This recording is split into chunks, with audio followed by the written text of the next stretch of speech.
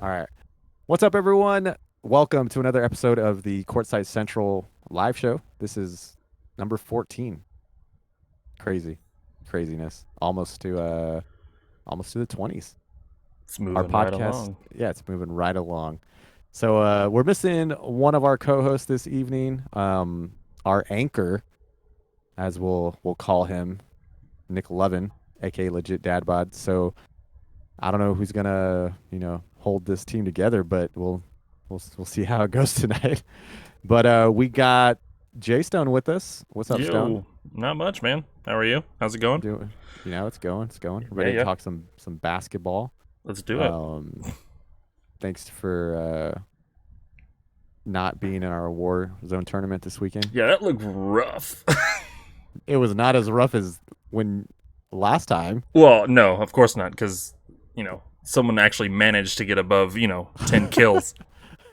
At least one person was able to get more than 10 kills. No, it actually wasn't that rough though. We came in fourth out of 12 teams. So Yeah, but I'm just talking because I was looking at your guys' scores after each Yeah. round, and I was just like, damn. And then Yeah. obviously you had that one game that no, that one You game guys- really saved us. yeah, but I was just like, my goodness. And But I then thought the same time when I wasn't playing and y'all were playing, I was looking at your scores like, oh. well, but here's the thing that was like, after you guys told me where you guys placed, I was like, damn, like Yeah. everybody must have been having just like a rough time. Yeah. I feel like competition's gotten like people aren't scoring as high as they have been. I don't know why. I feel like I don't know. I don't know what it is. So It worked out in Yeah. y'all's favor, so yeah, we'll take it. We'll take it. But yeah, and then we'll move over to the cleaner. Nam. What's up, Nam? How's it going, dude? What's up, guys? I'm, still tanking over here. Just So you load management. and Stone played in the losers bracket, right? yeah, Did we? And yeah, Stone doesn't even know because he lost bad.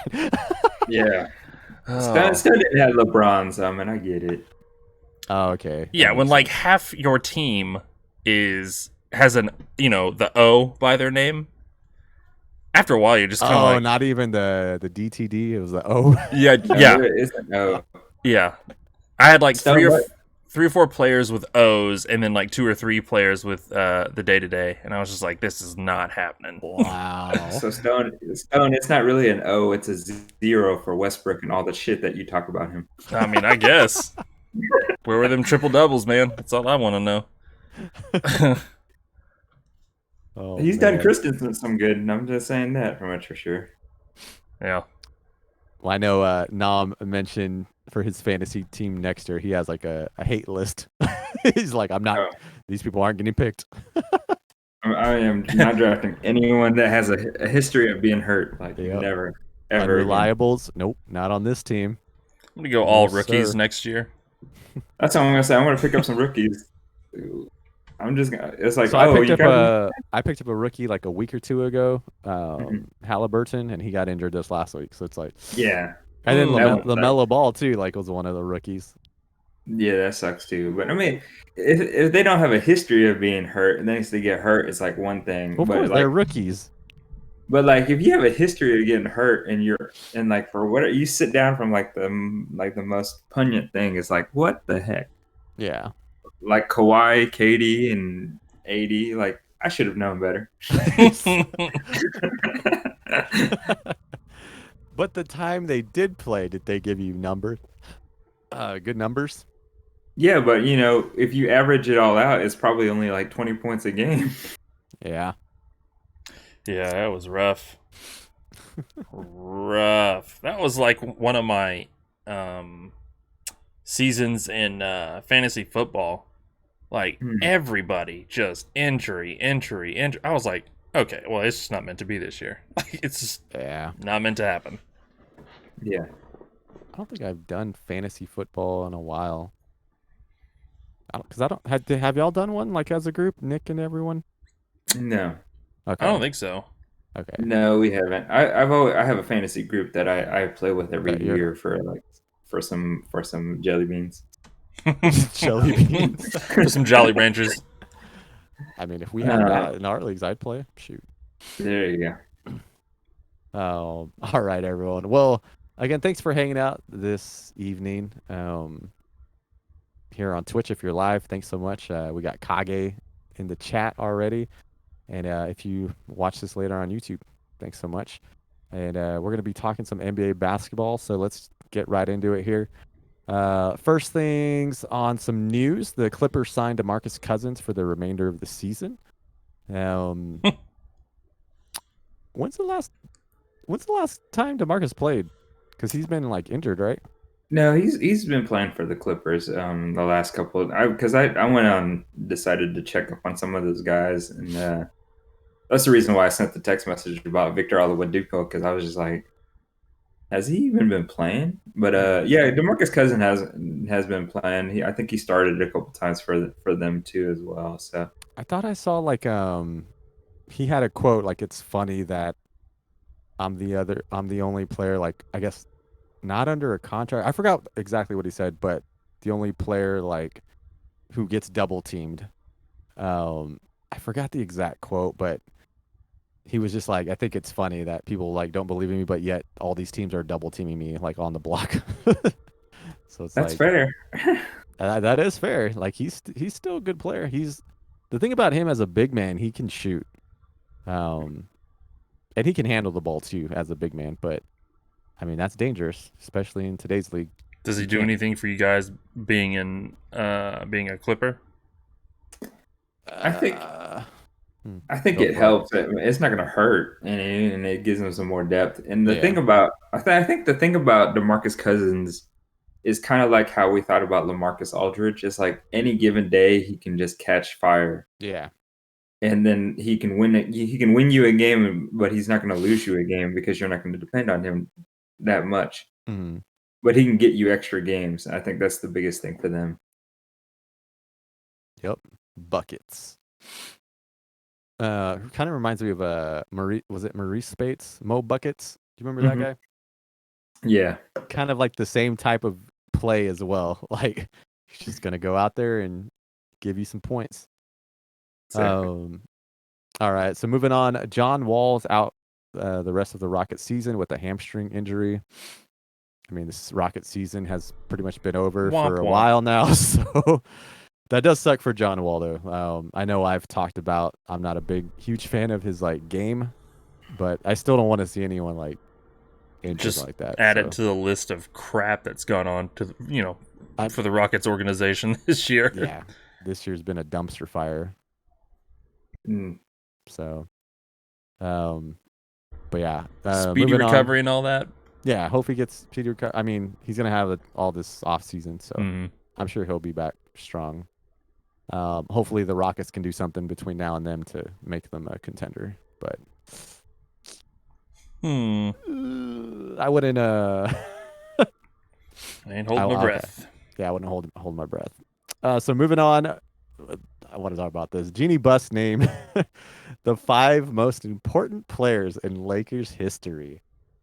All right, I'll just say it, and then we'll talk about it. So Jeanie Buss says the 5 most important players, Lakers history: Kobe Bryant, fair. Kareem Abdul-Jabbar, fair. LeBron James. Moving on, Magic Johnson, fair. Phil Jackson. Yeah. Who wants to take this? I would give Phil Jackson, because I mean 5 championships with the Laker organization, 5 out of the 17 that they got. I mean that's pretty good. LeBron James is just silly. Yep. Like it's like Jerry West is the freaking logo, and he's been like an unprecedented GM. And there's so many good players that went with the Lakers, like LeBron James coming back and winning 1 championship with the team that recruited AD. Like seriously. Not only that, but they didn't play a full season. Exactly. I know, and I know people. I know people. There's a lot of people that argue that, but it's the truth. They didn't play a full season. There's no telling how that season could have gone otherwise. So, I think it's, and I don't want to speak for, but it feels to me like with LeBron, it's more like recency bias. It's they brought a title back to LA. Plus, he's arguably the best player in the league right now, and I mean, maybe that's what it was. It was just recency bias, and she was like, "LeBron's a Laker officially," and until he retires, or leaves the team or whatever, he's a Laker. So, But I mean, Shaq, like That's see, the I thought one that that comes. too. Like I looked at this list and was like, wait, where's Shaq? mhm. Nowhere. Like He could have I don't stayed in know.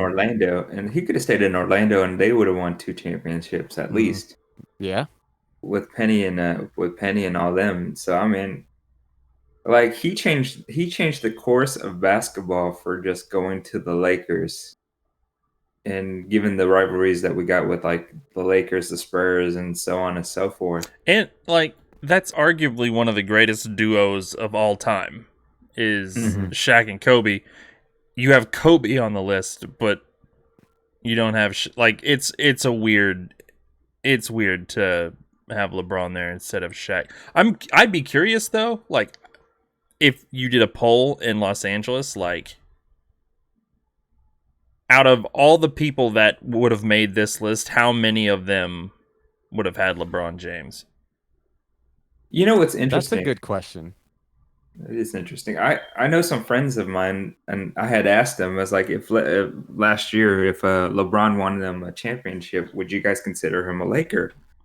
And they said no, they wouldn't consider him a true Laker. Which As Vogel looks for a bit of a I get, like he wouldn't be a guy that I would still consider a true Laker, even though he's with the Lakers. So I don't know if necessarily the Laker fans would actually feel that he's a true quote unquote Laker Mhm.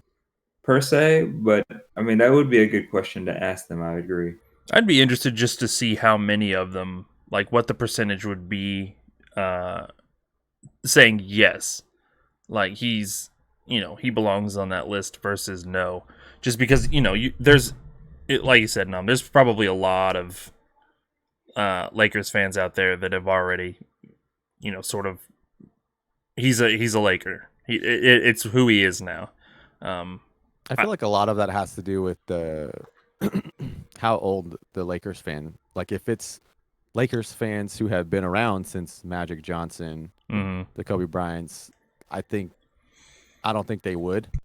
But if you have the newer fans, like when LeBron came into the league, I feel like those people would put LeBron on there just because that's I mean, I can all they agree with know. that. I think that would play a part in it. But I'm to your point to that point specifically. I would be curious as to like those fans that were around when LeBron has been around essentially LeBron's career. If they're Lakers fans, were they brought into the Lakers culture like that would is when LeBron was traded, that same culture was like he's not a Laker officially. Like we're talking about guys that watched LeBron from his career, they're Laker fans, but again, we're watching the LeBron's career as it progressed, but they were Lakers fans. So they were in that, in that fandom. So I'm wondering if like even though they were watching the NBA when LeBron came in and everything, because of that fandom and because of that fan base, like I wonder if even then they were like, oh yeah, he's officially a Laker, we've been watching him since his career started, or if it was nope, still not a Laker yet, because they are a part of that LA like fandom where it's just like not so Yeah. much. Well, part of it too is like the Lakers did suck for a few years, and so when LeBron did come, it was like, oh, Yeah. we're like those fans could have been swayed to it's like, okay, Yeah. now LeBron's here, we can win some championships or at least Yeah, contend. contend, right? Yeah. So I mean, it makes sense. a lot of So I, variables. I have a question for y'all. Don't forget, LeBron didn't make the playoffs when his first year with the Lakers too. So I mean, Right. That's true. That's very true. Um, That was so without AD, right? yeah, that's without Yeah. AD. That Interesting. was the That's Lonzo without AD. Ball, right? Interesting. That era, but Well, there were injuries well, it in was that season Lonzo. too, though, right? Yeah, LeBron was hurt for like a handful of games. I think Yeah. like 14 games. Well, or not something just like that. LeBron though, but I'm thinking like the other guys too. I felt like there was not that they were Well, like completely just destroyed by injuries, but there were a lot of guys that I think that were out that season. But yeah, I mean, but those players have developed into good players too. I mean, like yeah, Brandon Ingram, Lonzo Ball is actually doing pretty good this season. You Yeah. know, a lot of the players that were on that team left and actually developed into good role players and solid players. So I mean, that's a testament to LeBron James' quote unquote greatness. right. But Wait. Are you? I mean, Hmm. that's a backhanded compliment. Okay. I was like, wait I'm a. not. I That was was like, sarcasm. they got better when they left. Yeah, that was pure sarcasm. Okay. I didn't catch the sarcasm. I was like, wait a No, second. no, I know this isn't the same for you and me, Stone, but maybe more for Robles. But let's say LeBron James came to your team and won a championship. Would you, as a fan, consider him a true Thunder or a Spur? For us, the Oklahoma City Thunder, we don't have such a history, so it would be our first championship, quote unquote, with OKC. So it No, might no, be no, no, no, not quote unquote. It'd be the first championship. We're well, not because we're not yeah, piggybacking off of Seattle. Stop. yeah, No, Seattle has we their I own. like They that, earned it. Stone. I like that. We're Okay. not. we stole Seattle, so I mean, we We have Are, to say stole. wait, something. are there some Oklahoma City fans that think that way? Oh, I'm sure there are. Yeah, Oh, dude. Yeah, In we stole. gosh. is it 2K? Which 2K was it? I think it It's was. all the 2K. Well, yeah, it was either 2K19 or 2K20. I noticed that when you go through like the teams and stuff, it'll tell you how many titles they've won. And Mhm. Oklahoma City says one title. And for the longest time, I was like, "What?" It's like, what wait, title when? did they win? And then it clicked. I was like, "They're stealing Seattle's title." Like, come on! Like, no, Yeah. that is Seattle's title. OKC doesn't have any, as far as I'm concerned. Yeah, no, I agree with you. I'm just saying, in the lineage of Right. Oklahoma, just like the lineage of Utah or anything like that. Mhm. But for you guys, would you guys consider LeBron a true Thunder or a true Spur if he came to your town and won one championship, or even two, just for theory? In theory, Okay. So it really would depend on what is his career. For example, what is his career in Oklahoma City after that title? Is it one title and then gone? Is it a title and then he finishes his career? Like, yeah, let's just say he finishes his career. if he with finishes his career Oklahoma and City and Spurs. yeah, so let's say he wins just one title but finishes his career in Oklahoma City, and let's just for the shits and giggles say he could play another 4 or 5 years. I'd consider him a true Thunder because he finished out his career, he played his contract out, and he brought a title to the city. But if it was brought a title to the city and was gone within the year, then no. Like, thanks for the title, but no. Like, there's no longevity there. It's just you came, you won, you dipped. Thanks for the dub, but no. You were a player here, but you're not.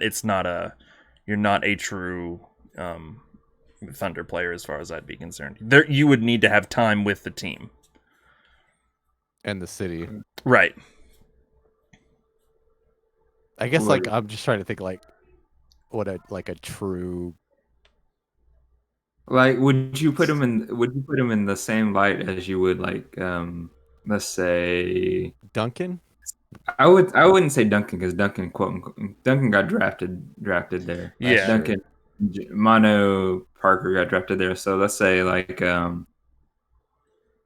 do you feel like about Robert Ory or players that won championships somewhere else but went and finished their careers with the Spurs? I mean, I wasn't a Yeah. fan of him, but as far as I'm concerned, Kendrick Perkins is, he's just as much a Thunder player as anybody else. He was there and he was a workhorse. Again, I'm not particularly high on the guy, but it is what it is. You know what I mean? And he never won a title with the team. He has won titles, but he never won it with OKC, but he's no. He's only won one title. Oh my goodness. It's Anyway, like I like Perk to a point, but let's not give him too much credit. No.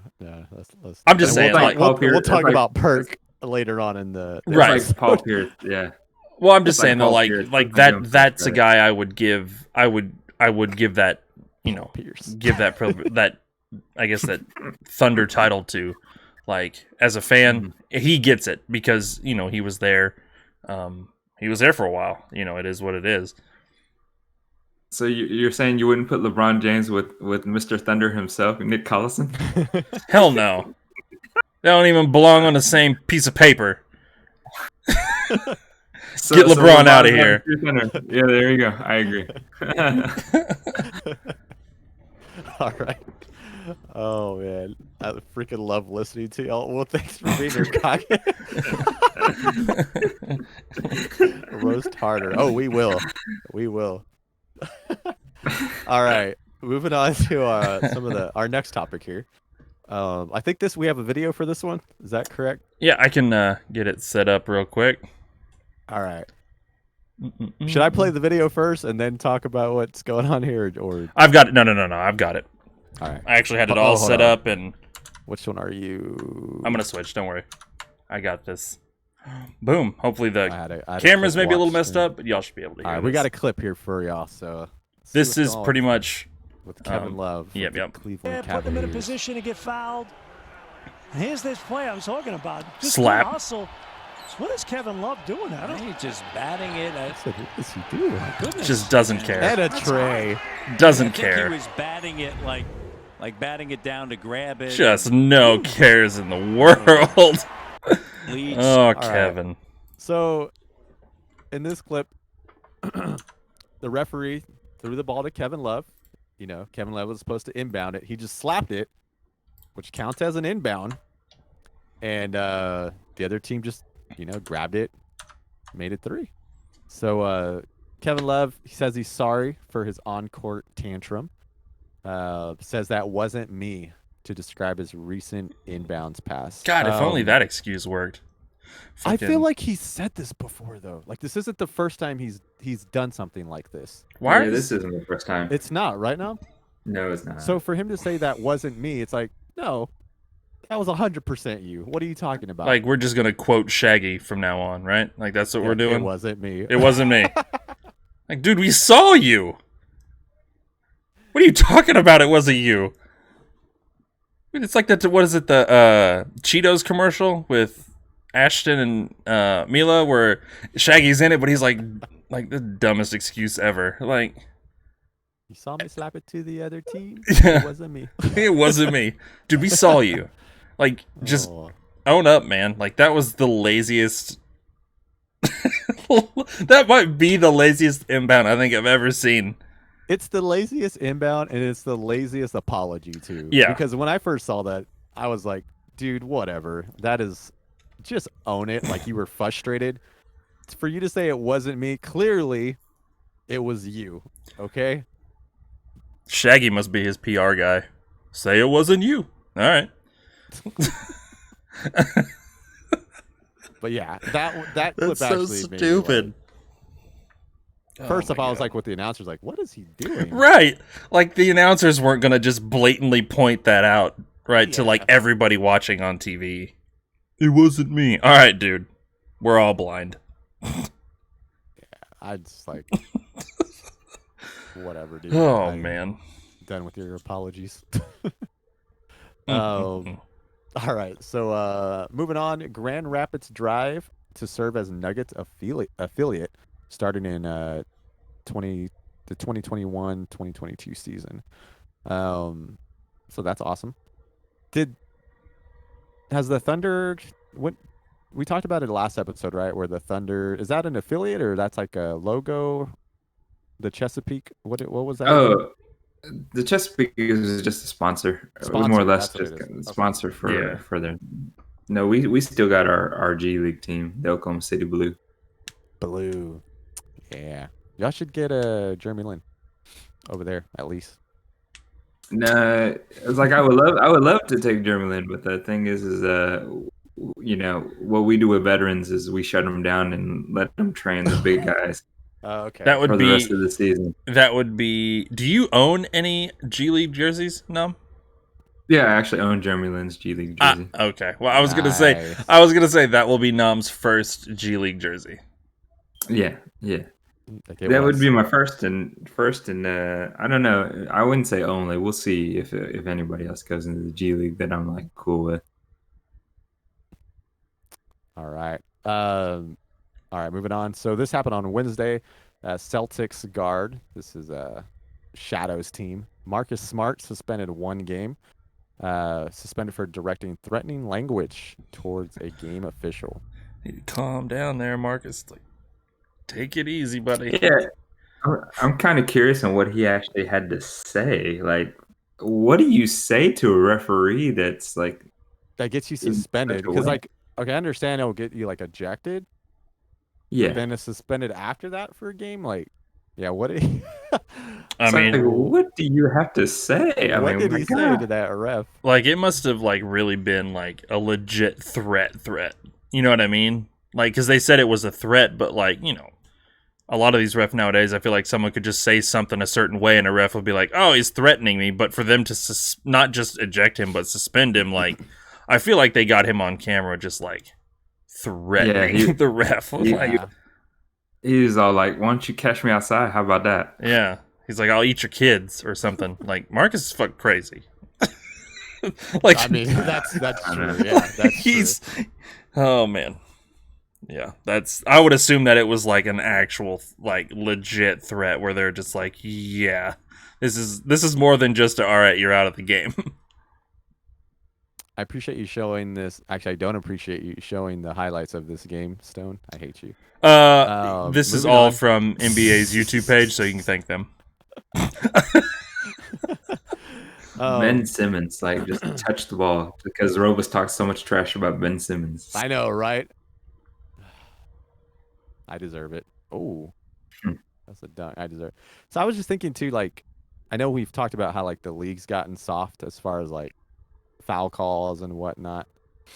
Or like players drawing like ticky-tack fouls. I feel like the refs have gotten a little soft too. Like they'll just Oh, throw for out sure. texts for. But that's like, because they're nothing like now. protected, though. It's like, isn't there a rule where it's basically like you can't even like verbally argue with a referee because they'll just tech you and throw you out.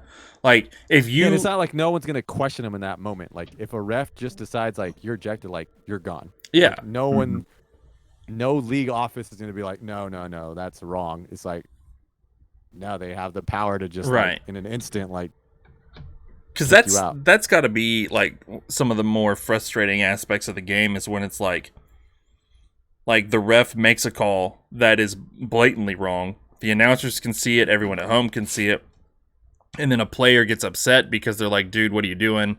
And then there's like an argument about it, and then eventually, you know, the ref just hits the tee, and you're just like, Yeah, it happened why? to Luca last night or the night before, I think. Like he got ejected and it was like for something dumb. Yeah, but it's just like, Just like you know, if you can't even, like, I get that they're there to, like, you know, it's like their decision. They see what they see. They make the call. It is what it is. But Mhm. like, you know, I feel like a player obviously shouldn't cross a line. But like, if a player is just like saying, you know, hey man, look, what the hell are you doing? You know, like, what are you watching?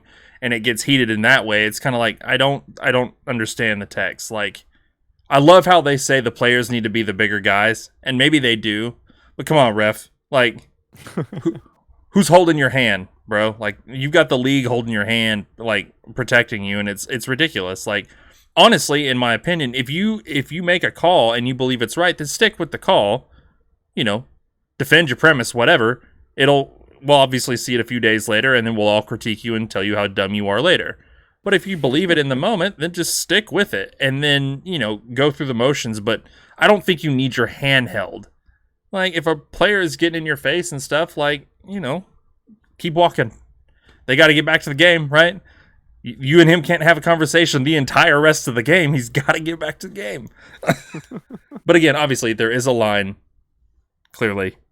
yeah. And threatening somebody probably isn't the one And a you lot want of to go that with. too, like I get the players. It's the players' league, and like they are trying to build that relationship with certain referees and Mhm. whatnot. But at some point, the coach is the one that needs to like, hey, I'll take care of this. I need you on the floor. Yeah, If anyone's gonna get ejected, let it be me. Like, yeah, I you go agree. play the game of basketball, and I'll argue with this referee who Yeah. can't see.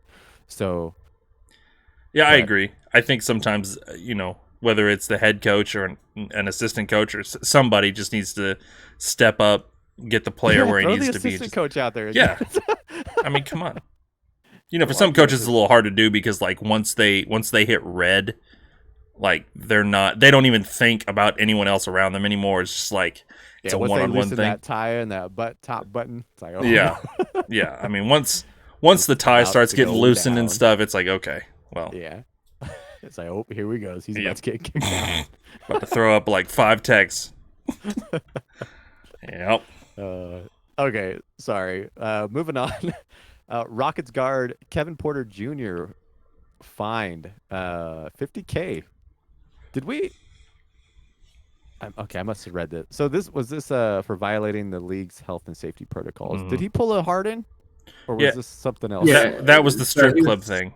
Okay. Yeah, so he was suspended last week for the strip club thing, and now he's gotten fined for it too as well. So Come on, dude. Now, in the same vein, he had that fine, but on Thursday, he came out and dropped a 50-point 10-assist game. So he was balling the next day, and he's like, 50K? Okay, I'm gonna give you 50 points tonight, NBA league. So he passes LeBron James to become the youngest with 50 points and plus 10 assists in a game. That's crazy. I mean, good He for was him. balling, man. Yeah, Maybe good for him. yeah, maybe that was just the motivation he needed. 50K fine. He's And, like, crap. Gotta make this Maybe up somehow. he was making a statement. He's like, "Look, let me live my life, and then when I come on the court, I'm all business. But outside, let me live my life." Let me do what I want. I'm gonna run this town like Dennis Rodman and come back and just be like on the ball. Like, my I say- goodness. I mean, he- yeah. Can you like the stuff Dennis Rodman got away with, and then he just come and play a game like? And that was the crazy team. Was like even his teammates were like, "Don't worry about it. Like he'll be here." he'll be all right. Yeah. He'll be all right. Just Dennis will be all right. get off some stress. He'll be fine. What was it like? He went on like a vacation or something. Like just he In the middle talked of to the- the They team. told him, they were like, "Hey, I need a vacation," and then they were like, "You have like 24 24 like, 48 hours or 48 Yeah. hours. Yeah. And they're He like, just- I'm going to Vegas, and Yeah. they're like, we ain't seen him in 24 hours. Yeah, he was just like, yeah, I'm gonna do my own thing. And it's like, man, look, but guys like that, they had the team's respect because the team, even though they were like wanted to kill him, they were like, he's here and he's balling. So Which I guess that's how James Harden felt like when he would ball out. He'd go do what he wants, but yep, when it's time to play, I'll give you those buckets. yep. So Hopefully though, like, in this scenario, in this case, it's not like he's thinking, okay, well, I just dropped 50, so I'm gonna go to a strip club again. You know what I mean? Like, I'm hoping, and I don't know how much money he's making, but if I got fined $50,000, I'm like, you know what? I'm just gonna hang out at the hotel, yeah, play some PlayStation, go to a strip club in GTA, do something. Like, I'm not trying to, I'm not trying to pay $50,000 in again. Cyberpunk, you're gonna go- Right, exactly. Just, make a night of it, I guess. Oh my goodness. I mean, It's that or 50K, bro. That's all I'm saying. see, and the thing back then with Dennis Rodman, like they didn't have these rules in place, to Right. where now they do. So Oh, my Kinda- goodness. I can't imagine how much it's- money Dennis would have been paying out. He wouldn't even be playing the season with the pandemic going. That's true. That is true. They would just be like, nah, bro, you done. he's like going to visit all these states and countries, and he's like, Heck yeah. no, you're we're gonna have to quarantine. We're you, not bud." even going to test you. We're just going to let you sit out for like 3 months. And that's the crazy thing, too. Like, you know he wouldn't just sit at home for 3 months. Like Oh, no. He he's has like to be out, quarantine. like- What? Yeah. Nah. Yeah, the mask mandate on me? Yeah, right. Oh, he'd 100% wear the mask. He would just be out everywhere with everyone. But he'd have a mask on. He would have like his mask would be interesting. His mask. Like, what? Yeah. It would be outlandish. Something crazy. I think he would. I just think he would just make it like his own, you know? Yeah. Oh, To match, 100. Like, He'd different have color hair. Like he'll be his mask the same color. Yeah, there you go. All his masks would match whatever hair color he was going with that day. Yeah. Oh boy. Hey man. That would be so much fun to watch. I'm not gonna lie. That might be the best drama on TV. Like Dennis Rodman versus COVID, and it's just like all the crap people find him doing throughout the day that he's just like it's whatever. That man was one of a kind. Absolutely. 100%. Now I want to go watch The Last Dance again so I can watch his. Dude, some of his stories were the best. Like, yeah, his were the best. It wasn't even about him. Some of his were the best. Even when like Jordan and them are talking about Rodman and how he does this thing, he's like he just has so much injury. I don't get it, you know? Yeah. Yeah. The practice one cracks me up the most. Though it was like we're gonna slow down and let Rodman catch up so we can stop running. Then Rodman just like bolts and just keeps going. Everyone's trying to catch up with him. It's like I love this. I love Rodman. All right. Wow, we've actually kind of. Did I skip stuff or that was no? No, it was a pretty slow week. Okay, cool. Well, then we might bring up something else here at the end. So our last thing on our notes for this week is Kendrick Perkins. He gave his thoughts on why KD. I'm gonna say he gave his thoughts. I don't know how accurate he is, his sources or what he's saying, but probably should take it with like a grain of salt, honestly. Probably so. Yeah. But he gave his thoughts on why KD left the Thunder. So I'll let one of y'all take this away because this is a Thunder issue. How about you, Nam? You want to explain what he said? So I mean, this actually the reason why I put this one on there is because I think this affects the Spurs too in a weird way. Okay. Perk basically stated that he thought he didn't really the reason he felt that KD left wasn't really because of Westbrook, but was more because of how Sam Presti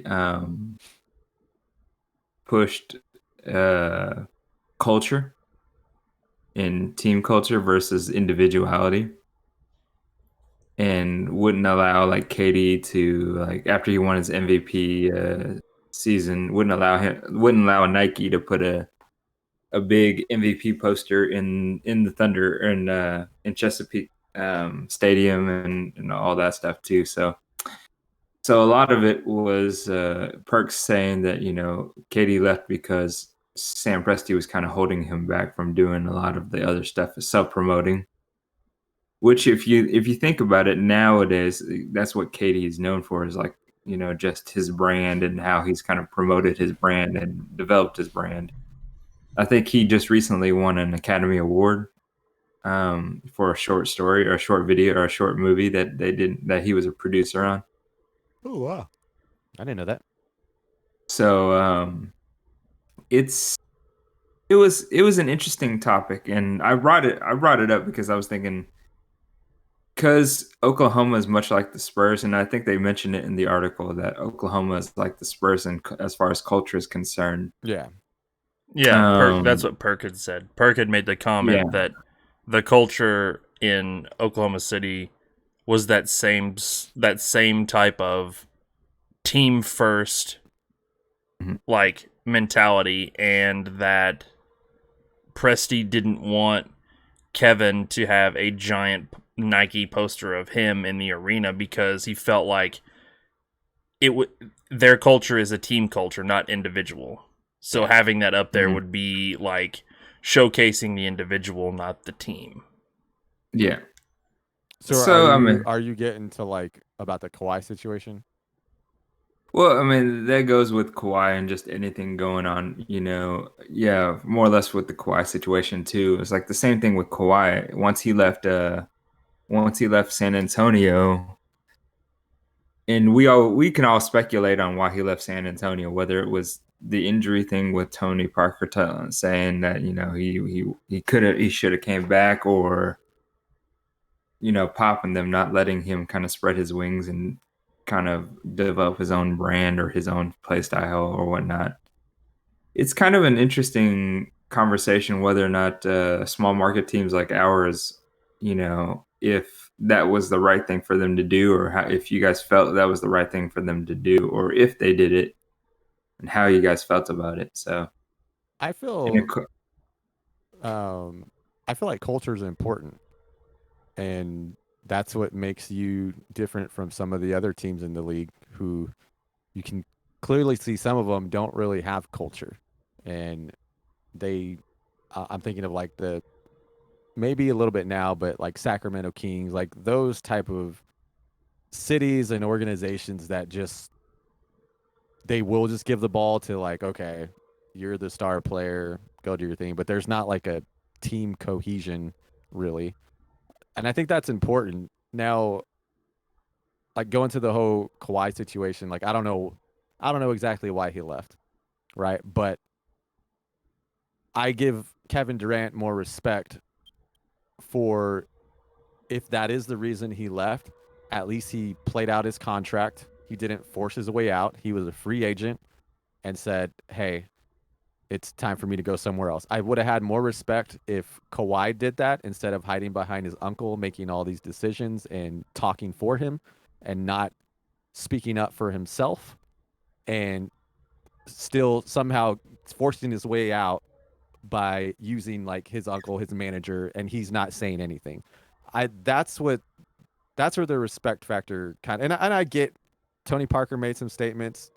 I understand that, but I feel like if he played out his contract and then wanted to leave, I would have been.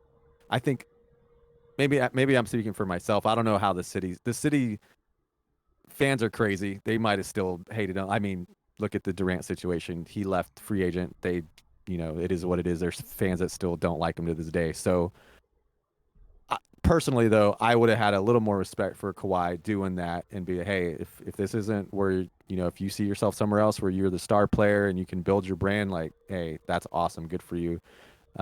There are other teams that will allow you to do that. It's just not in this organization, and so that's kind of my feeling on it, I guess. Just like thinking about it. Yeah, I no, mean, I get you. I mean, I think everyone sort of figured there was an issue between the organization and Kevin. That was why they left. I just think that, there was so much speculation on why that, I guess anybody could have gotten the blame. I don't, and, we said earlier, take what Perkins is saying with a grain of salt. And I don't know, maybe there is some truth to what he said in the sense that, like, they had that culture of, we're a team, etc. And, Kevin, for being, as such an all-star that he was, when, you win a big shoe company, one of the biggest brands out there, wants to highlight you in your own arena, and your own GM is like, nah, because that's not what we are. It's not what we're about. I agree. Like, you can't blame the guy for leaving, and it's like you said, Robus, he did it in the best way possible, albeit the team he went to, but he did it in the best way possible. He played through all of his contracts. He was a free agent when he decided to leave. Like, clearly I was one of the few people that it sucked as a fan. It sucked that he left, but I get it. Like, I understood it. Obviously I wasn't mad that he left. It just sucked that he left. So I posted this picture forever ago on Facebook, and it was like of Russ and Kevin and Harden and Serge, and I had made the statement that because I think this was around the time that Russell had just got traded to Houston, and I made the comment that like I'm putting this image up because I want people to remember what the potential this team had before it was, essentially split up for really no reason outside of just, in my opinion, bad decision making. But if what Perk says is true, then this sort of goes all the way back to Sam Presti and those decisions that he's made that has affected this team. Again, not to take away from all the good decisions he's made, but was it 5 or not 5, but 4, 3 potential or 3 actual MVPs? It's crazy to think that they were all on one team together, and where their careers have gone now. It's just kind of like, what if? What if that hadn't happened? But it is what it is. Can't dwell on the past. Yeah, we're always going to play the what if game. Right. I think what makes me kind of sad about the entire situation is like I understand that all right. Yes, I've been probably one of the bigger proponents on disliking KD and how he left Oklahoma City, and it wasn't really more of how he left, but more of where he went to that bothered me more than anything else. That's that's true. And let's say if we switch roles in Kawhi and we put Durant in the Kawhi situation where Durant forced his way out, I mean, I can I can completely understand the hatred that people have for Kawhi and for San Antonio, and the same thing for Oklahoma City. They're both in bad situation because it's a small market team, and for us as a small market team, we have nothing else to really give or support our players other than just our culture, the ability to be a team. Because we're not gonna grab like LeBron James, even though we fantasy talked about that earlier, or anybody big unless we make those trades. But even if we make the trades, are we really going to keep them? They'll be like 1-year contracts or like very limited, not long term, I guess.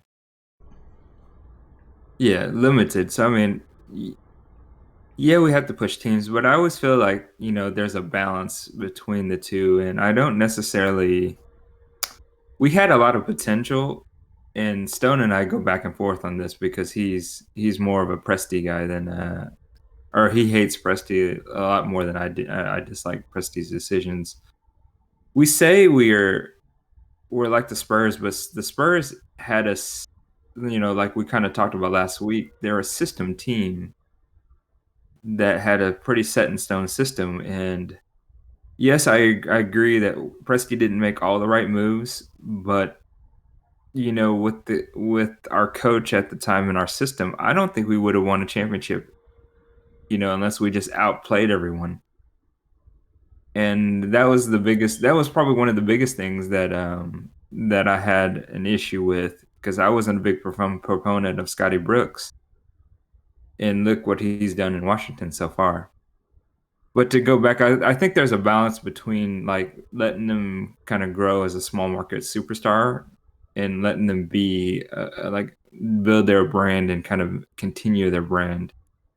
And I think you're starting to see a little bit of leeway with that, with the Spurs and also with the Thunder, as far as that's concerned, because you start seeing some of these guys become kind of like faces of like their shoe brands and extending themselves out a little bit more, like DeJounte Murray or Baisley or Shea. Like I think there's a little bit more leeway going on to give these guys a little bit more reason to kind of build. And I've always wondered why we couldn't have a superstar in a small market town, because right now at this age and time, 2021, 2022 going so forth. Like, there should be no reason that you couldn't make yourself a big name wherever you're at. I mean, look what Giannis is doing. Look what Dame is doing. They're building their brand, their names, in from where they're at. So I don't know. Like, in that sense, I think Presti probably should have loosened up just a tad bit. Just a tad bit. I mean, yes, Kevin Durant's our superstar, but it's just a celebration of Kevin Durant. Like, let's celebrate his MVP season. Let's celebrate him just helping the team out, just like we would with Russ or anybody else that's there. Same thing with Kawhi, and going on in the future. Let our team, just think of it more as it's an individual celebration, but we're also celebrating that they were doing so well for that season or that whatever. Oh no, finish off. Sorry. No. I think that was pretty much it. I was gonna say, like, I agree with you. Like, Oklahoma City, San Antonio Spurs, like, both small market teams, both have that culture. But like you were saying, the Spurs have Popovich, one of the greatest coaches, and you brought up a great point there. It's like, at the time, Scotty Brooks. When I would watch the Thunder, I'm like, do they run plays, or is it just Westbrook, Durant show? If they get in trouble, try to find someone open, and then a turnover would happen. So, like, I don't know if they had a system, but y'all watch more games than me. So I think most people's issues with Scott Brook was his rotation. I think his offensive game plan was fine. Really, I mean, he had some really good defenders. I just think a lot of people's issue was rotation. When to bring guys in, when to bring guys out. It seemed like he never found, like, the best times to switch guys in and out. He'd be pulling guys out maybe earlier than they needed to be. Like, if Oklahoma City was down like 8 points, 10 points, something like that, you're pulling out the starters and putting in your, James Harden and a couple bench guys. It's like, and that's especially when a game isn't close to being over. Like, I get you're trying to rest them, but that's a gap that can be closed when you have guys like Kevin and Russ on the floor. So I think, at least from what I watched and from what I had listened to people talk about, it was just his rotations. It just didn't look like he knew when the best time to rotate was. Okay. I mean, there's partly that too, but I mean, I'm gonna continue on kind of the conversation that Nick and I kind of went back and forth last week on, like, the whole system thing that I'm talking about. As far as, like, I don't necessarily think Scotty Brooks had a system, nor did he have plays that really kind of inbound plays or switches or anything like that really showed on the court. And the reason why we talk about Steph Curry system-wise, like I talked about Steph Curry, is because Steph Curry is such a dynamic player. He makes that system better, Like, let's talk about the Spurs, and this is what I probably I'll talk to you about it, Robles. Like, without Mono, without Tony, without Tim Duncan, your system is kind of what you're running right now. Like, you guys are doing good, but you guys wouldn't be as dynamic without those guys being to help make that, like, elevate. It's like you're always going to have superstar players to elevate a system. Like, look at the triangle with Phil Jackson. Yeah. Like, when he had Kobe, he had Shaq and everything. Like, they elevated that system to make it work, and then the coaches put them in the best positions to be great players. And it just didn't feel like Scotty Brooks was there. Like, Scotty Brooks just felt like he kind of let Russ and Durant just kind of take over and do their thing. Hero ball is what we always complained about. That's what I would see, like, watching most of their games. So, is the hero ball, and I don't like that. Like, it can only get you so far. Which you can see never winning a championship for the Thunder yet. So because I mean, if you think about the Bulls, you think about people who took the game-winning shots. You don't always think Jordan. And then same thing with the Spurs. When you think about people who took game-winning shots, you don't always think Tim Duncan or Mono or Tony Parker, Yeah. And because Big Shot Ori and everybody else took it too. So that's a go good ahead. point, because I was kind of thinking like Michael Jordan, we talked about in the Last Dance this episode. Mhm. But like seeing him, there was one clip where he was like arguing, like trying to make his teammates better, like the one of the lowest guys on the team, but making them work. And it's like, Mhm. I don't know if superstars these days, the Kevin Durant's, LeBron James, are doing that for the very bottom. So when they get in those situations, they're ready. You're not leaving. You're not leaving to another town. Like I guess that's my grief. Did Kevin Durant did LeBron James, before they left their teams, were they doing everything they can for the team, being a leader, kind of like how Michael Jordan was, getting on his teammates? It's not just hero ball, but it's like, hey, I'm preparing you for when we go to battle in the playoffs, that you're tough enough, you're mentally tough enough, and you're going to be ready. Instead of like, I feel like some players now, it's like, they'll blame it on the coach or, teammates, and it's like, well, I'm just going to go to another team. It's like, were you really doing everything you possibly could as a leader? Because like what you said too, like with these small market teams and how they should give these superstars opportunities and like their brand, right, to go do this. Okay, if they have that brand and they have shoe commercials or whatnot, and they're coming to practice, is this like, if I'm a coach and it's like, hey, I see you. That's good that you're making a name for yourself. You're building your brand and stuff. But that's like a heavy load to carry, because if you're getting all that, show us why you're getting all that. Like, show us on the court that you're earning all that recognition and stuff. Because that's how I feel, and that's how I feel with like the John Walls of the world, who have all these shoe endorsements, but they haven't done anything. And so that's like the biggest with those type of players who get those types of deals, and they don't. They're, from my eyes, they're fully content of just making the money, having the shoe deals, getting to an All-Star game. Cool. So I kind of went on a tangent there, but that's That's cool. that's just some thoughts I have on that, I guess. And Stone, don't you dare say that because Kevin Durant had Thunderstruck. That should have been good enough. No, I was gonna say though, like when you look at Kevin's time in Oklahoma City, I don't think anyone would ever. It would. I mean, they might have tried to, but I don't think anyone would have considered him a leader of the team. He was just that guy on the team. You know what I mean? Like he was their go-to guy on the team. I don't know if I'd ever consider Kevin Durant the leader of the team at that time, because even when he went to Golden State, like that's still Steph's team. Like, and when you would listen to all these guys talking about Kevin, and then the fact that he doesn't want to be a leader, it kind of shows. It definitely did in Golden State. Like, he looked way more comfortable just playing off the ball, not making the decisions, just being where he needed to be to take shots, versus what felt like people relying on him in Oklahoma City to make the decisions. Like, for lack of a better term, you're the point guy. You're the guy that where everything is revolving around at this point. We're going, we're going off you.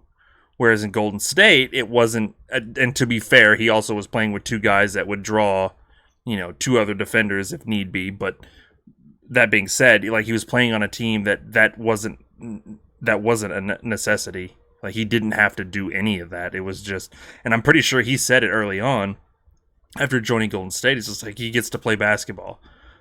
Like, that's it. Like, that's all he wants to do is just play basketball. And it's like, I mean, okay, I get it. That, the leader role isn't your thing, but I get what you're saying in the sense where it's like there aren't, if any, I don't know if I could name any that have that mentality of, I'm gonna bully you in a sense to up your game. I need to see, better performances out of you. Example, wasn't it Jordan that was saying like he would toss the ball to a guy a few times, and if he just wasn't hitting it, then he was like, I'm done. Like I'm I'm not, like, you're not getting the ball anymore. Like it seems so messed up, but like, I don't know, man. Like I would kind of want someone to do that to me. Like, you know what I'm saying? Like if you're just like not hitting a shot, like at some point in time, that affects your confidence, regardless of who's passing you the ball. The fact that you're not hitting already messes with your head. But now you've got the leader of the team who's like, I can't trust you to hit these shots. Like you've got two choices here. You can either improve or, you're done. And I agree with you. I don't think there is any of that going on anymore. I don't think that exists anymore. Ask Jimmy Butler, man. Okay, maybe one. Maybe one. Look, and that's what I'm saying. Like, there might be one or two dudes now that's their mentality, but the question then becomes, what are his teammates like when they do that? Does it increase productivity? Do they get better, or do they sink into themselves and become completely just destroyed? Some people do react differently to that type right. of... Yeah, and oh, go ahead. No, go ahead. No, is someone going to say a name? Because I felt like there was a name someone wanted to share. Oh no, I was just saying. I've been in management roles and leadership roles for for almost over a decade now. And I mean, yes, on the court, I've done it for like a handful of teams that I played for, and yes, we weren't very good, but it's a matter of figuring out each player's each person's like individuality. Like you have to, as a good leader, you have to figure out who they are as an individual and then go from there. Yeah. I mean, kind of like what you guys said, though. I mean, there's plenty of different style leaders out there. Because I mean, look at Hakeem Olajuwon. He would give it to Kenny the Jet and he'd be like, "You're not going to miss 2 times in a row. You're not going to miss 3 times in a row. There's no way. That's a fluke. Just take the shot." Or even JJ Redick when he looked at Alonzo and he was just like, "Dude, you can shoot. You need to shoot the ball. Like when you're open, like shoot the ball. Like if you are open and you don't shoot the ball, I'm going to rip you to shreds." Yeah, but like that's sort of the same principle, but in the reverse, where like a guy is way too, I don't want to say too scared, but is like he's just not comfortable in his shot. Way but too then passive and but then you have a veteran who's coming to him and be like, "Dude, you're phenomenal. Take the shot." Mm-hmm. Like there's no reason for you not to be shooting it. Like there's and that is just as much leadership as anything else. But that's what I was saying. But we knew Westbrook was the leader, though, of Oklahoma City because, I mean, everyone has said it, and no matter where Westbrook has gone, everyone has said that he's just a good teammate and that leader is just like, So, I mean, for us, for Oklahoma City, it was always Westbrook. I mean, nowadays, it's a different type of leadership, for CP3 because we see what he's doing in Phoenix and what he did in Oklahoma.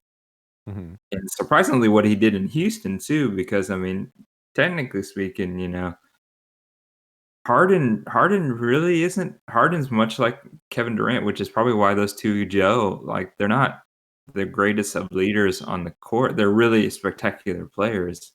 Yeah, I was gonna say, would anyone ever consider James Harden a leader of a team? No, he's the best player of the team, but that's leader by example. That's different than a leader. Like you can be the best. Kevin Durant was the best player on, for OKC, and no one would consider him a leader. What does Jerome say? They're not leaders, or Kevin Durant's not a leader. He's an assassin. That's what he is. Yeah, if he gets the ball, like he's gonna hit right. He was the type of guy that like teams knew they weren't going to be able to stop. The only thing they could hope to do was just slow him down a little bit. But no one would ever consider him like a leader of a team.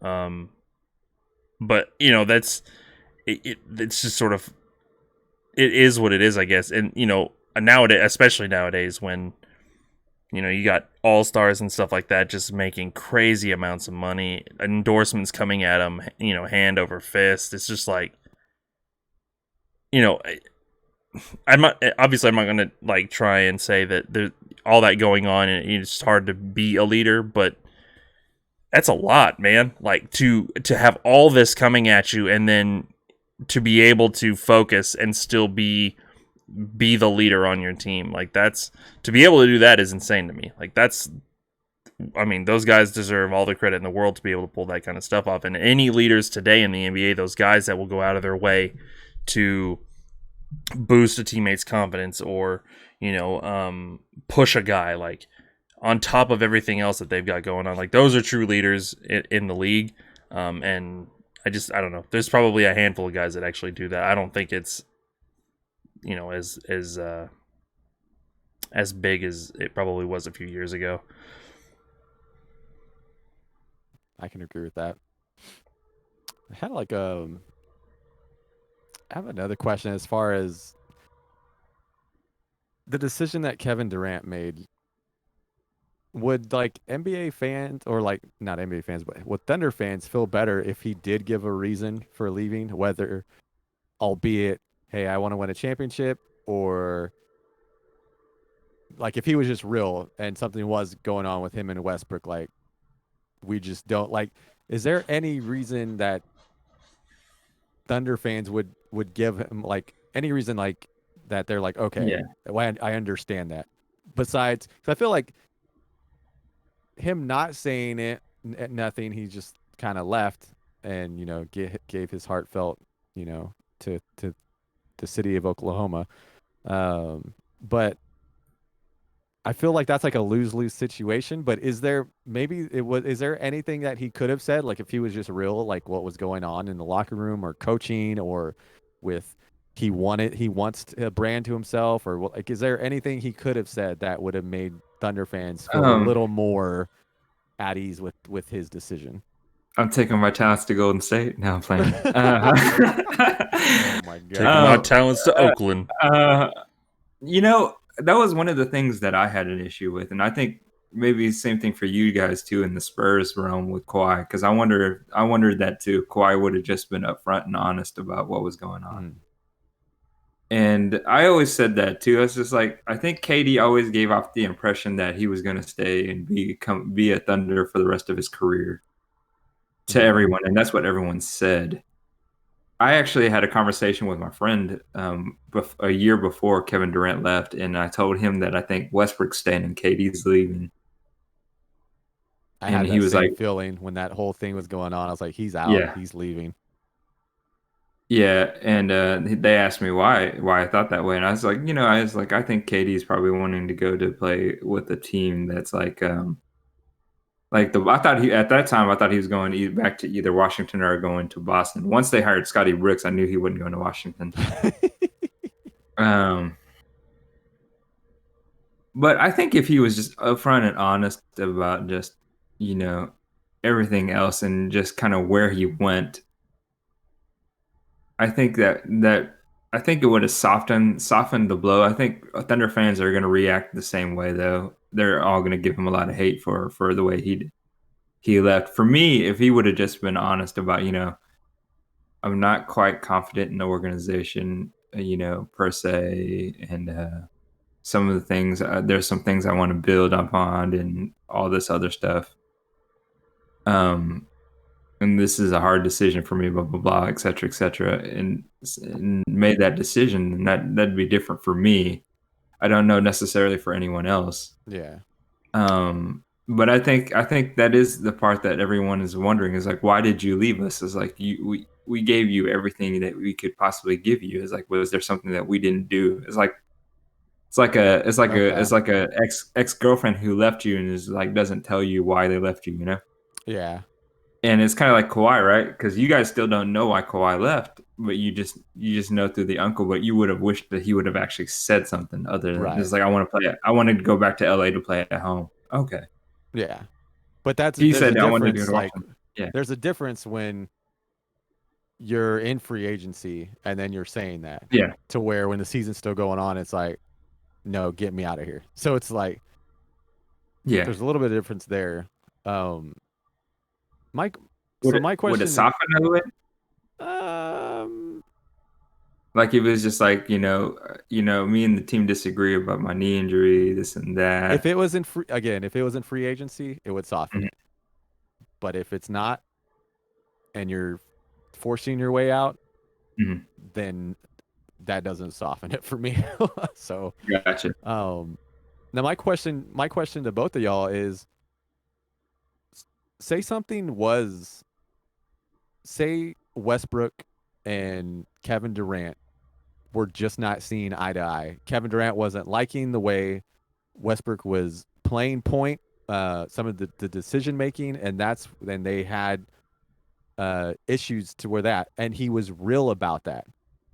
And Mhm. that's what he came out and said. Would Westbrook still have gotten all the love because he stayed in Oklahoma and started getting all these triple doubles, or would some of that tension be on the both of them at that point? Like, has Kevin Durant, maybe if something was happening between them and he's been silent about that, that kind of shines Westbrook because he stayed, right? But what if he came out and said, no, there was this tension or these disagreements on the court, who should have the ball in situations?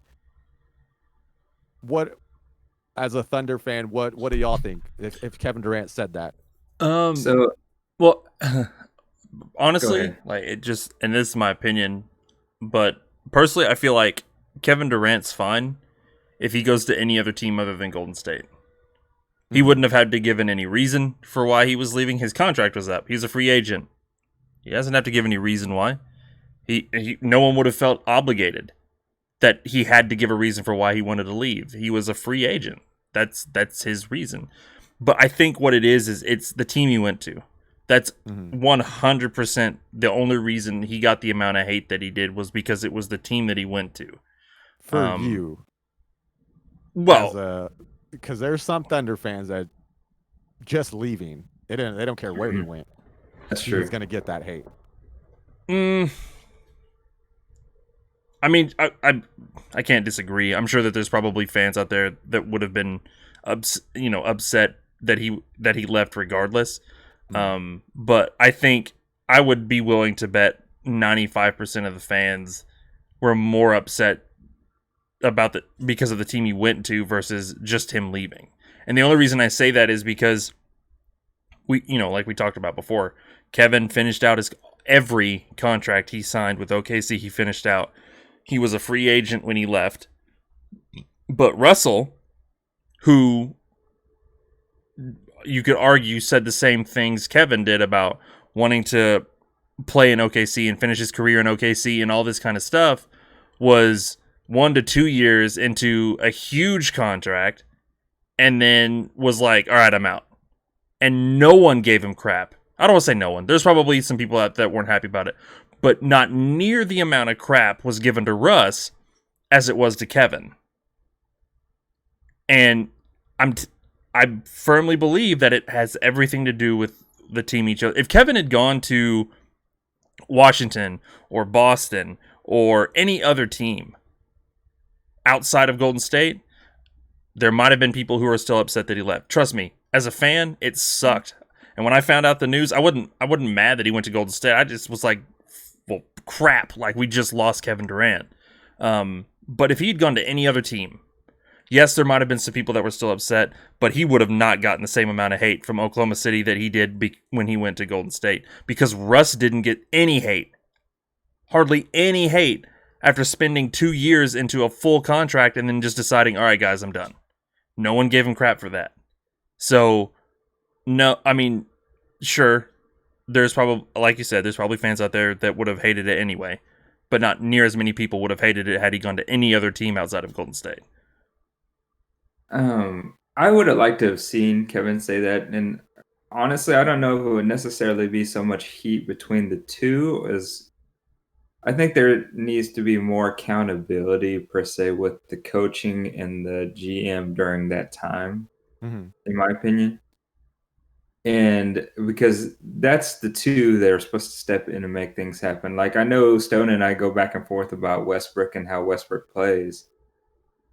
But I mean, like if you're the coach or the head of the team and you run your team the way you need to run your team. And if you coach scared, I don't know if that necessarily works. But I think there could have been some more accountability, for those coaches, Mhm. and Yeah, also the GM. Because I would like to see us put more. Because the moment Westbrook left, I think a lot of us was okay with it when Westbrook left, and I wanted to equate this to Allen Iverson because I actually compare the two, not by play style, but just by careers. Because Allen Iverson, when he left Philadelphia, it wasn't like he left in free agency. He got traded out of Philly. Like I think the writing was on the wall. Everyone knew it was just time Mhm. because he had been there long enough. And yes, he had just came in from a big contract, but I didn't agree with the PG-13 trade and the Carmelo trade, to be honest with you, because I just didn't feel like that was the Thunder way. Mhm. I didn't feel like that would be something the Spurs would have done. So we gave up a nucleus of players to try to win a championship immediately with Russ, Mhm. instead of just giving it a couple more years in developing the players that we had.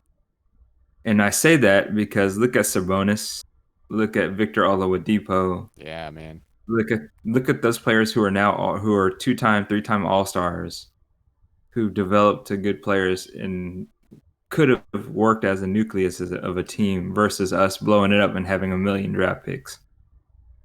I think at the time, whenever PG left, it was just that when Paul George left, there was no obligation for Russ to stay. And I agree with your point too with Kevin Durant leaving. Honestly, I think if he went to a team that was contending and not a team that was like the best, more or less, it would be a different reaction. There's still going to be haters because I mean, a fan is short for fanatics, so Yeah. we're fanatics for a reason. But I do agree that it will soften the blow because I think a lot of people had a different perception of Kevin Durant um, whenever he was with Oklahoma, right? It'd be like Giannis leaving Milwaukee. It's like a different perception. Like you think these are players who are going to be with one team, old school, play with the rest of their career, like Kobe Bryant, like Tim Duncan. Like you look at him in that light because you knew LeBron James wasn't going to be that guy because LeBron obviously left Cleveland. I think when you looked at Kevin, you were like, he's going to be one of the greatest players of all times. And then you had that player who is quote unquote the greatest player of all time, MVP, go to a team that's loaded. You have a different perception about him. You're just like, well, you're not a competitor anymore. well, You know? I mean, and that's true because I think a lot of us, for the most part, feel that you don't take the easiest possible road if you're trying to state like a legacy claim for yourself. Um, Yeah. but on the flip side of that too, it's like every player that comes into the NBA for the most part wants to win a ring, and especially nowadays, it doesn't matter how they get it; they just want to win it. I mean, the fact that I had to listen to people talk about fucking Swaggy P winning a ring just irritated the crap out of me. Like, are you kidding me? But those situations, they sort of happen. Um, and you're right. It's hard to argue going to arguably one of the best teams ever at that time. Mhm. Granted, and my only contention with that is it's hard to be the best team at that time when you lost in the finals, because obviously the best team won, right? But when you look at look at their record that year and everything, and it's like they were a stacked team, and so yeah, I used to listen to Desmond Mason talk about this all the time, and I fully believe what he was saying to be true, where most of OKC, the fandom, would have been fine with KD going to a losing team than him going to a winning team. Because if he goes to a losing team and he doesn't win, doesn't do anything, then fans are like, okay, well, he should have stayed in Oklahoma City, like that's sort of the game there. But if he goes to a winning team and performs well and wins titles, then suddenly it's all hate at that point, because it showcases to an extent that he didn't need to stay in Oklahoma City to win. And so again, I think we can all agree that the move was a weak move, but in the mindset of I want to win a title, and Golden State is blowing my phone up, it's the best opportunity I have. That's where he went. 95% of the fans wouldn't be mad if he had gone to any other team outside of Golden State. Russ beef or not, like even if Kevin Durant had come out and been like, we're just not vibing, I'm not happy playing here anymore, management and it's just been hell for the last year. I want out. I'm going to Golden State. I truly feel like the same amount of people that were mad that he went to Golden State, how he did, would still be mad because he went to Golden State. Giving the reasons may have softened it for some people, but for the majority of them, no. It would have been the same thing, just because, again, the team he went to. And honestly, maybe that's why Russ didn't catch so much hell. Right? The Rockets weren't even close to what Golden State was when Kevin went to the Warriors. And had Russ gone to a team of that caliber that had, was just coming off a finals run or a finals win, and Russ went to, to that team, hard to say what that reaction would have been, just because I know for a fact, based on everyone that I talked to, Kevin Durant going to Golden State, you don't go to the team that beat you. Yeah. Mm-hmm. Well, with Russ, we at least got something back, I think that was the other thing too. True. We got somebody back for Russ. All leading through that free agency with Kevin Durant, that was the only thing that bothered me. I was like, and again, I wasn't upset or anything that he left. It's his decision, it's whatever. But as a fan, I was like, we got nothing for him. Mm-hmm. And I know a lot of people, that was their mentality. They were like, if he had just said he wanted out, we could have gotten something for him. And it's like, okay, but, be a player for a second. Do you want to be able to choose where you go? Or do you want to be sent somewhere? So I get you there, but like a lot of times before, and it's not necessarily happening nowadays, but sign and trades were a thing, and players got to go where they wanted to go. It wasn't like you obviously wouldn't sign with the team again if you didn't get traded to where you wanted to go. I was like, I think that was one of the other things I was upset about. It was like, why didn't we get a sign and trade with? But Kevin wouldn't that Durant? have? I mean, at least we would have gotten something back. True. Well, I mean, there's a chance there was a good chance we could have gotten something back, but I guess part of that also goes to the fact that Kevin wanted to play out his contracts, and you can't hate on a guy who's like, okay, well, I signed this contract.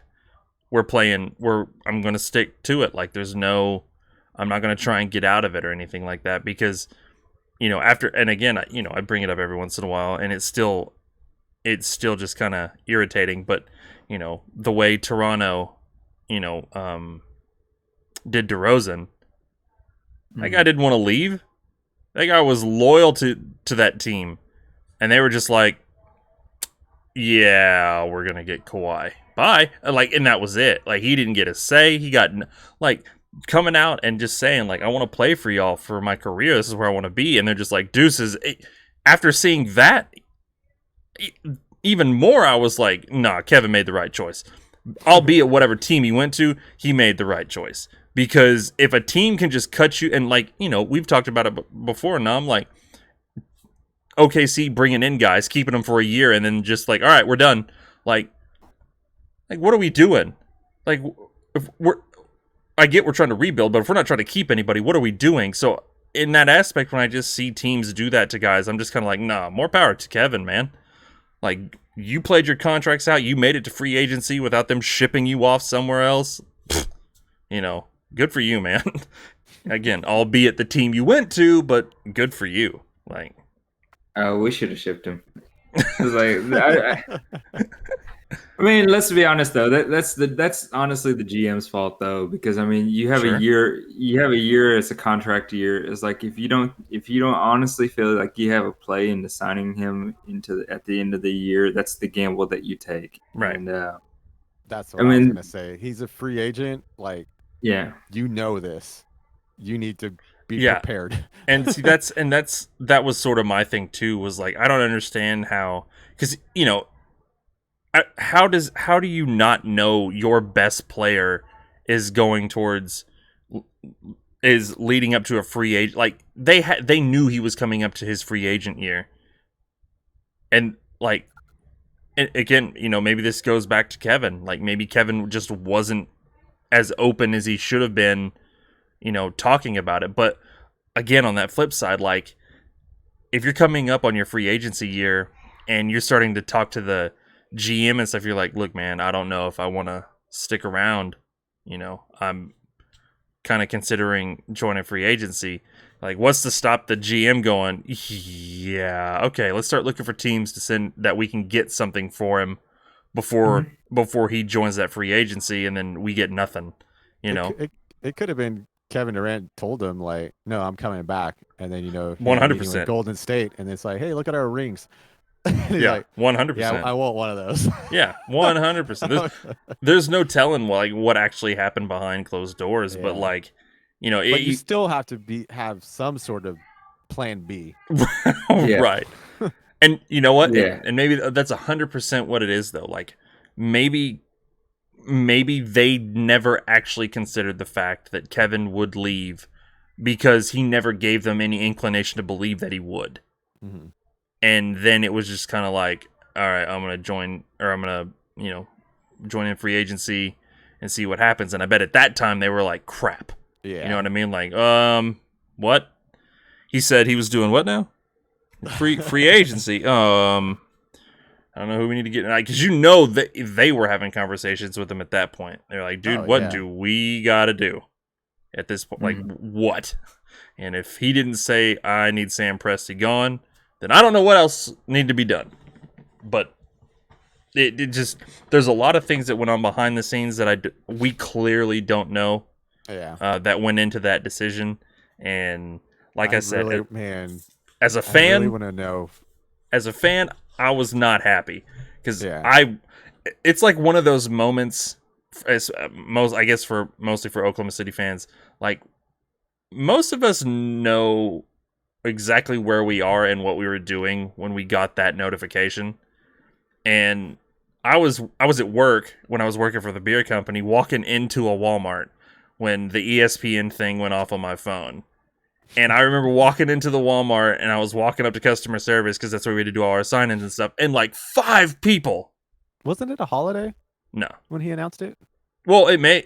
It was in July, wasn't it? It was near July 4th. Yeah, it was like July 4th weekend or something. Yeah. Okay. Trust me, I didn't have no day off then. But there was like 5 or 6 people in that customer service line that were like, Kevin Durant's gone. And I'm just like, even in my mind, I was like, this fucking sucks. But you're about to grab one of those beers. Yeah, I'm just like, go into the cooler and just start chugging. Like, it's a sad day, y'all. But you know, it was that big a deal at the time, and you know, like I said, as a fan, it sucked. I hated it.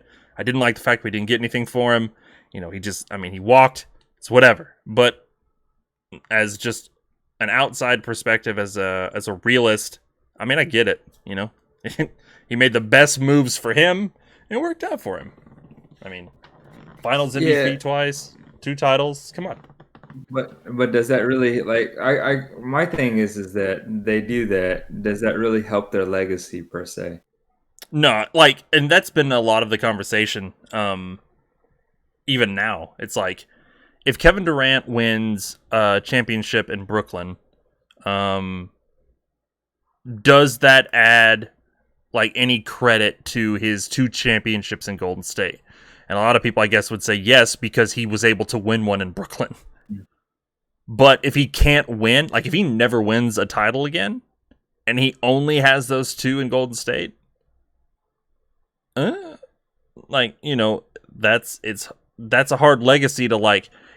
You can call it a good career or whatever, but Yeah, that's really it's a good hard career. It's a to. good Yeah, career, but the legacy, if he won one with the Thunder, he would have been cemented and oh for sure, Yeah, talks for sure. for sure. Yeah. from years from now. But yeah, Because I mean, I asked is like when you like I hear the ring conversation, I understand why you want to be the champion of the champion, a champion. You want to know what that feels like, but how much does that really do for like a person's legacy per se? Like, do you look at Allen Iverson any different? Do you look at Gary Payton any different? I think, Like, but I think it's not. So Gary Payton's a champion. I mean, do you look at him any different? maybe right, not okay, us but- per se, but does Hall of Fame people look at that different to somebody who has a ring to someone who doesn't? so I mean, there's still players that made the Hall of Fame without a ring who were great players. Like, I mean, I think Peyton's in there. I think Kemp will get in there. But I mean, like Ewing, Barkley are in the Hall of Fame. Mm-hmm. Like okay, but I don't know if it necessarily like. I guess it just makes it for that barbershop greatest player of all time conversation. Like those kinds of conversations doesn't really matter. So like in those conversations though, like titles, like they carry a weight to them because they have to. Like that's the end goal. Like that's the end game for every player that plays in the league. And so when you're talking about AI, and do people look at him differently because he doesn't have one? No. Like he's still one of the greats. But the question then becomes, do you see him differently if he has a ring or 2? Like, are we talking about him much differently if he has a ring or 2 versus him not having them? Because I feel like with 2 rings or even 1 ring, the conversation about Allen Iverson being he should have had one versus him having one is 2 different conversations. So, and I get where you're coming from, and I'm sorry, I know Robus wanted to say something, but I asked you, who's a better point guard, Tony Parker or Allen Iverson? Point guard, Tony Parker. Allen Iverson, Better to player. me, was a 2, not a 1. Yeah. Allen Iverson was a 2. I agree too as well. But how about better player? Better player, Allen Iverson, I think. Like because when I think player, I'm not looking at accolades. Like I'm just looking at sheer athleticism and stuff like that. I'd probably go AI. Yeah. Dude was a freak. He was fast. See, and I kind of get what you're saying there. You're going off players like AI's a better player. He's still in the conversation. Never won a ring. But for me, like with the Spurs, and that's how they're different. Their culture, we were a team. Like it wasn't just a Tony Parker. Like it was a team as a whole. It wasn't LeBron James and the others. Right. That's not how it was. So, but yeah, I get what you're saying though. Yeah, I was just saying, is like, does it really, like in the grand scheme of things, does it really like hold that much weight other than the greatest player of all time conversation? You know what I mean? Yeah, I think it still keeps him in the conversation because, like Stone was saying, some people would have suggested Kevin Durant went to a losing team, right? Mhm. And Yeah. I question that because I'm a competitive person. Y'all are competitive people. I don't know if I would have wanted to go to a losing team. Like, if I'm going to be honest, maybe like somewhere in the middle, sure. But if I'm going to like the Sacramento Kings, why would I do that? Like, why? And if I never say he went to some team like that and never won a ring, I feel like he's kind of out of the conversation. As good as Kevin Durant is, just him having that ring with Golden State, I feel like in the NBA fan conversations of best players or people, like I feel like just having a ring still keeps him up there, to where if In he that went to a conversation. losing team and never won anything, why Like, would we yeah, like if put you his with the LeBron James and people with right, like rings? if his end game was legacy, he wanted to be considered one of the greats. When you get into a situation where it's like, okay, what team are you going to? Like, you're not gonna waste your time going to a team that you feel like isn't going to bring you a title. Like, you're just not. Even if like he couldn't go to Golden State, I promise you, Kevin Durant would have been looking for the next team in line that could have brought him a title.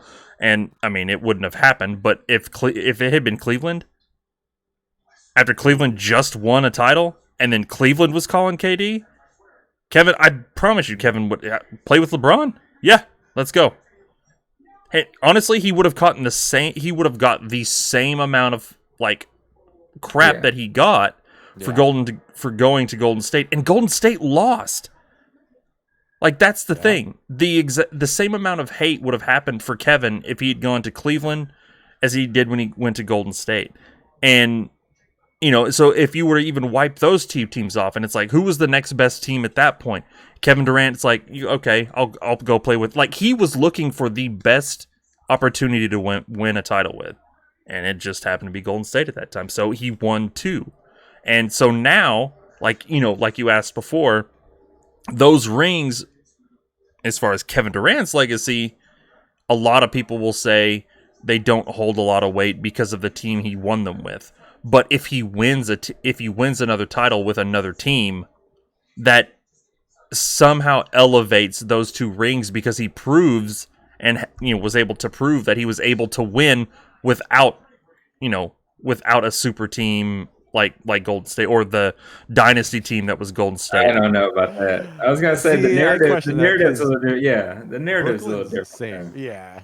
Yeah. But I don't know. Brooklyn would be a quote unquote super team. I think Oh, for it lessens sure. the blow. But I think it lessens the blow when you have two superstars and you win a championship. But when you have 3, it's a little bit different. right, but you No. also, the play style between this Brooklyn team and what Kevin had in Golden State is completely different.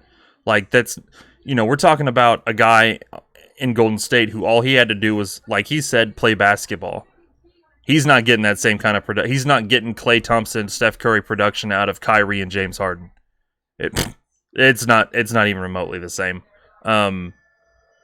So I don't get me wrong, I agree. I think him winning a title with Kyrie and Harden, though I feel like that championship is better than what he won in Golden State, it's still a super team. So I'm not like, I wouldn't praise him as highly as I would if he went to like Chicago or went to the Kings or whatever, like, and won a title. Like, obviously those rings would hold way more weight than Brooklyn or Golden State or anything like that. I still think his legacy, it's he can't do this now, but his legacy would have been the best if he won with the Thunder. Oh, for sure. Like, at least one. Yeah. Like, I don't know how many more he's going to win throughout his career, but if he had 1 to however many he's going to win in Oklahoma City, I think that his legacy is, like, in my book, is up there. Yeah, he cemented his legacy. If he did that, Exactly. Yeah, for sure. So, yeah, we'll go ahead and close out. I had some thoughts though on some things that y'all were talking about, but yeah, we'll go ahead and close the show. Save here, that for another episode. Yeah, because I feel like this will come on in the future, especially once we get like Nick in here as well to get his thoughts on the KD situation. So. That was and that's just Kevin Durant conversation. Like, we haven't even touched the GOAT conversation. Oh no. No. So, yeah. God, they're just laughing.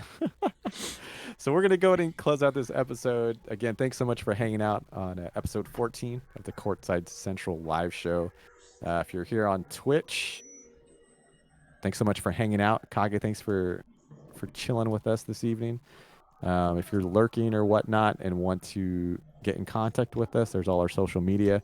If you're watching later on YouTube, we'll have the links in the description as well. So you can reach us on Twitter. You can email us if you want to have questions or maybe even get on the show or, just your favorite, I don't know, what you think about KD and all that. If you like cupcakes or not, let us know. Yeah, So, I was just gonna say we're gonna end up with like a bunch of cupcake just emotes all over Twitter. Like, oh, okay, I'm that's how surprised they you feel. don't have one. I know. Snakes. Cupcake emote. Is what it is. You defend a guy a few times, and suddenly you're like his biggest right? fan. Like, my God. You are his biggest fan, don't lie. I was that little boy in Thunderstruck. All right, that was me. Oh my goodness. Yeah, right, you had so much love for Katie. We're gonna close it there. Thanks for listening. We'll catch you on another show next week. Peace out.